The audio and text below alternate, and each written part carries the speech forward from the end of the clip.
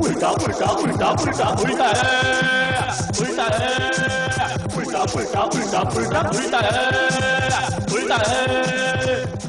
अक्सर लोग रास्ते में रोककर हमें पूछते हैं कि आप उल्टा पुल्टा के लिए आइडियाज कहाँ से लाते हो, तो बड़ी शर्म आती है उन्हें बताते हुए। बस ये इधर उधर से चोरी किए होते हैं, कहीं से कोई चुटकुला सुना, तोड़ मरोड़ कर टीवी पे सुना दिया। लेकिन कई बार मैं सोचता हूँ कि इसमें शर्म की क्या बात है। आजकल के जमाने में सफल लेखक है ही वही जो इधर उधर से बल्कि हर भाषा का लेख चोरी कर सके। इसी तरह सबसे बढ़िया संपादक वही है, एडिटर वही है जो कई एडिटोरियल्स को मिलाकर एक एडिटोरियल बना दे।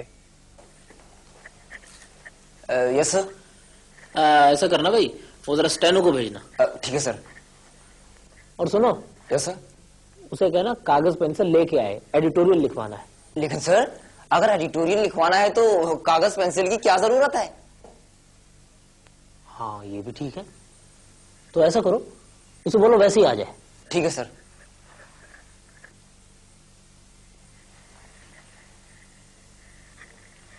Yes sir. भाई ऐसा है, आज का टॉपिक है ड्रिंकिंग वाटर, पीने का पानी। ये 7 अलग अलग अखबार हैं और इन सब में ड्रिंकिंग वाटर पर एडिटोरियल है। ठीक है सर। मैंने इन सब अखबारों में 3-3, 4-4 लाइनें अंडरलाइन कर दी हैं। आप ऐसा करें, आप इन सबको इकट्ठा करके टाइप करके ले आए। सर कौन सी लाइनें पहले टाइप करनी है और बाद में कौन सी? Good question, good question. लाइए, आप ऐसा कीजिए, पहले ये 4 लाइनें ले लीजिए और उसके बाद इस अखबार की 5 लाइनें ले लीजिए। फिर जो 3-4 लाइनें इसमें लिखी हैं, नहीं, या फिर ऐसा कीजिए, ये 3-3 लाइनें सबकी कर लाइए टाइप, एक ही बात है। सर ये बहुत स्ट्रॉन्ग एडिटोरियल बन जाएगा। अरे ये तो कुछ भी नहीं, कल मैं करप्शन पर एक ऐसा एडिटोरियल लिखूंगा कि सारा देश हिल जाएगा। सर वो कैसे? कल मैं 20 अखबारों के एडिटोरियल मिला के एक एडिटोरियल लिखूंगा। बहुत से लोग टीवी वालों को अपने स्केट, नाटक, कहानियां भेजते रहते हैं, लेकिन अक्लमंद प्रोड्यूसर वही है जो हर कहानी को अच्छी तरह से पढ़कर वापस कर दे, ये कहकर कि इसमें तो दम ही नहीं है भाई। 1 मिनट भाई, मैं बस ये लास्ट नंबर नोट कर लूं, शाम को टेलीकास्ट होना है ये। जी आप बताइए। मैडम ये बिल्कुल गलत बात है।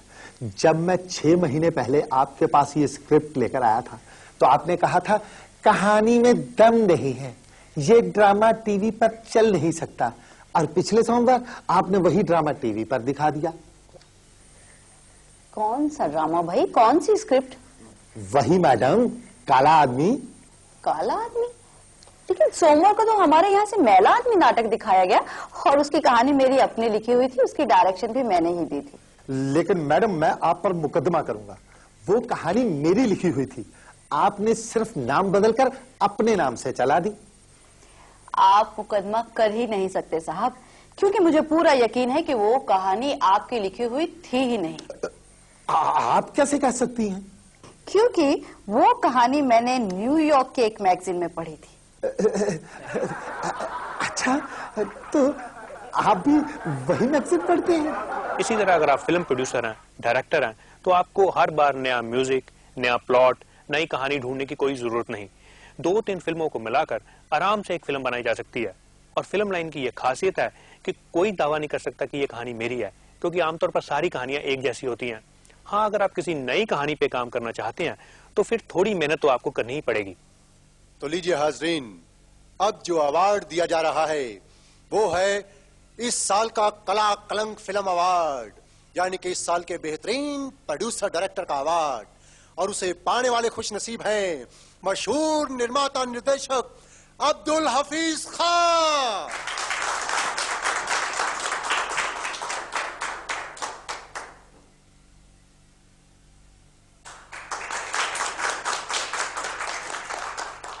अब्दुल साहब, कांग्रेचुलेशंस, कितनी खूबसूरत फिल्म बनाई है आपने, बिल्कुल नया आइडिया, नए डायलॉग्स, आप तो सर छा गए। बस यूं समझिए कि मेहनत काम आ गई। वैसे 6 महीने तो मुझे फ्रेंच सीखने में लगे हैं। फ्रेंच? लेकिन फिल्म के सारे डायलॉग्स तो हिंदी में है ना सर? लेकिन जिस फिल्म को देखकर मैंने ये फिल्म बनाई वो तो फ्रेंच में थी।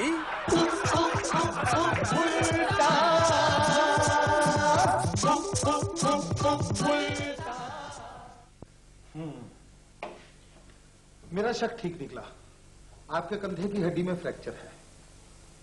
डॉक्टर साहब, क्या वाकई हड्डी टूट गई है? घबराने की कोई बात नहीं, मैं पट्टी बांध दूंगा, इसे 15-20 दिन तक खोलिएगा नहीं, अपने आप जुड़ जाएगी। लेकिन ये सब हुआ कैसे? कोई भार वार उठाया था क्या? भार तो मैं रोज उठाता हूँ, मैं वेट लिफ्टिंग का चैंपियन हूँ, मैंने कई इनाम जीते हैं। तो फिर ये कैसे हुआ? वो क्या है जी कि मैंने गलती से अपने बच्चे का स्कूल बैग उठा लिया था। धन्य है हमारे देश के नन्हे मुन्ने बच्चे जो भारी भारी बस्ते अपने कंधों पर उठाते हैं, शायद इसलिए क्योंकि इन्हीं कंधों पर उन्होंने अपने देश का भार उठाना है। अगर ये कंधे मजबूत नहीं होंगे तो वो देश का भार कैसे उठाएंगे? बल्कि शारीरिक भार के साथ साथ उन्हें मानसिक भार उठाने की भी प्रैक्टिस बराबर करवानी चाहिए। अध्यापकों को चाहिए कि वो बच्चों को इतना होमवर्क दें कि बच्चे तो क्या, बच्चों के माँ बाप भी उसे पूरा ना कर पाए। जी साहब। जी, हम अपने बच्चे का होमवर्क करवाना चाहते हैं। अच्छा, आपकी बुकिंग कितने वक्त की? बुकिंग तो हमने नहीं करवाई। बुकिंग नहीं करवाई आपने? साहब फिर तो बहुत मुश्किल है, क्योंकि यहाँ तो छुट्टियों की होमवर्क की बुकिंग 2-2 महीने पहले हो जाती है। तो अब कुछ भी नहीं हो सकता क्या?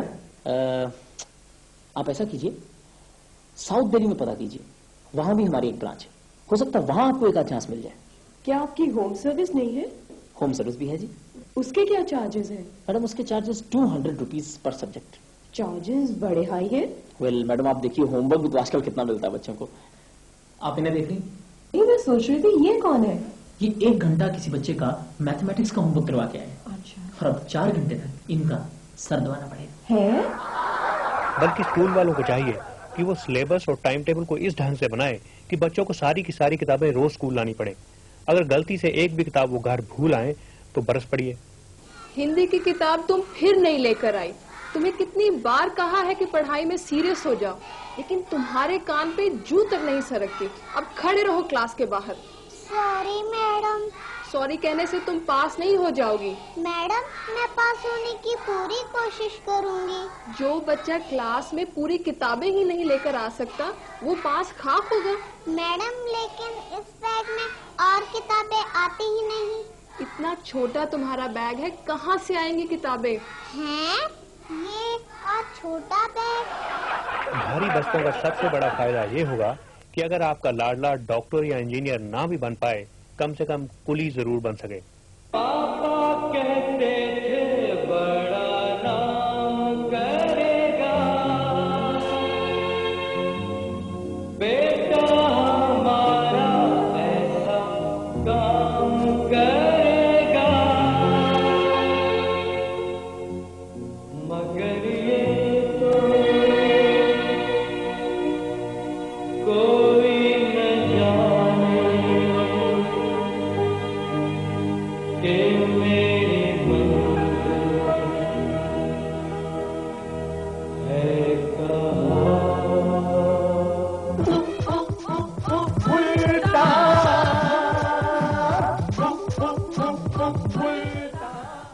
जुआ एक ऐसी चीज है जिसमें आप पैसे के साथ साथ वक्त भी बर्बाद कर सकते हैं। यानी कि एक पंथ दो काज, जीतने की उम्मीद में लाखों रुपया हारा जा सकता है। हारने वाले जुए में अपने बीवियां तक हार गए। साइकिल स्कूटर घड़ी तो चीज ही क्या है। रह क्या गया है, घड़ी साइकिल यहाँ तक कि कमीज भी हार चुका हूँ। भाई साहब अभी तो पेंट बाकी है। क्या मतलब? मेरा मतलब पेंट भी लगा दीजिए 50 रुपए में, जीत गए तो 150, और हो सकता है आपकी साइकिल घड़ी कमीज सब वापिस आ जाए। और अगर हार गया तो? हार गए तो ये तौलिया दे देंगे, लपेट के घर चले जाना। फर्क सिर्फ इतना है कि फुटपाथ पर बैठे हुए जुआरी को लोग घृणा की नजर से देखते हैं और क्लबों में जुआ फैशन माना जाता है। आधुनिक औरत वही है जो अपने बाल बच्चों की बजाय रम्मी, पपलू, फ्लैश को ज्यादा अहमियत दे। मैंने बोला ना मैं नहीं आ सकती इतनी जल्दी, अभी तो हमने खेलना शुरू किया है, 2 बार पत्ते भी नहीं बांटे। लेकिन मुन्ना रो रहा है, मैंने चुप कराने की कोशिश की, चुप ही नहीं करता। अब ये भी आया उसे बाहर लेकर गई है। आया को बोलो उसका दूध गर्म कर दे, आप उसे कुछ खिलौने वगैरह निकाल देना। मगर तुम कब आ रही हो? मुझे और भी कई जरूरी काम है, मेरी सारी छुट्टी खराब हो रही है। मेरा भी तो दिन खराब हो रहा है, एक तो पत्ते नहीं आ रहे, हारती जा रही हूँ और आप बार बार टेलीफोन किए जा रहे हैं। मीना प्लीज, तुम आ नहीं सकती क्या? What are you talking? It looks so bad. क्या सोचेंगी मेरी सहेलियाँ? क्या सोचेंगी? यही कि कितनी बैकवर्ड औरत है ये।